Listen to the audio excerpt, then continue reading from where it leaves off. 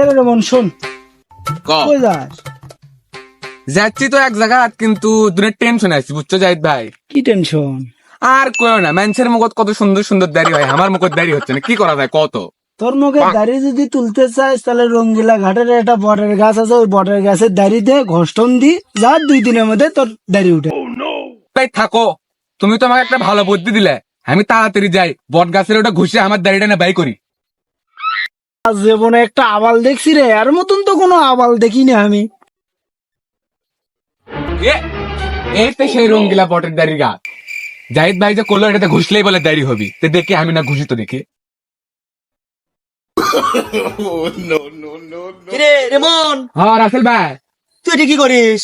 এটি করেছি, আমার মুখত তো দাড়ি নাই, তো এক ভাই কোনো দাড়ি করাতে কি করা লাগে, তো সেই ভাই আমাকে বুদ্ধি দিল যে রঙ্গিলাত বলে বড় বড় দাঁড়িয়ে লাগা আছে, সেই দাড়িতে বলে ঘুষলেই বলে দাড়ি হয়, তাই আমি ঘুষিচ্ছি।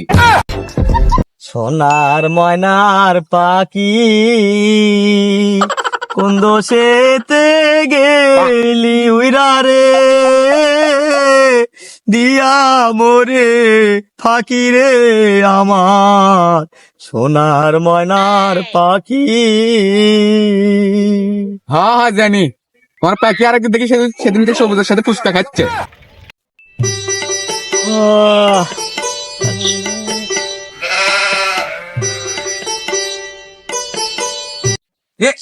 রাসেল ভাই, তোমাকে আমি খুঁজেছি, তোমার সাথে আমার জরুরি কথা ছিল।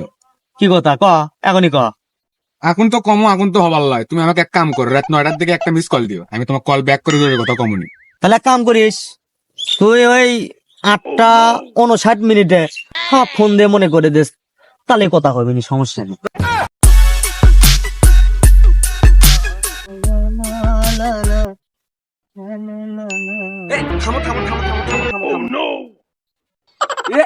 রাসেল ভাই গাড়ি কিনছ?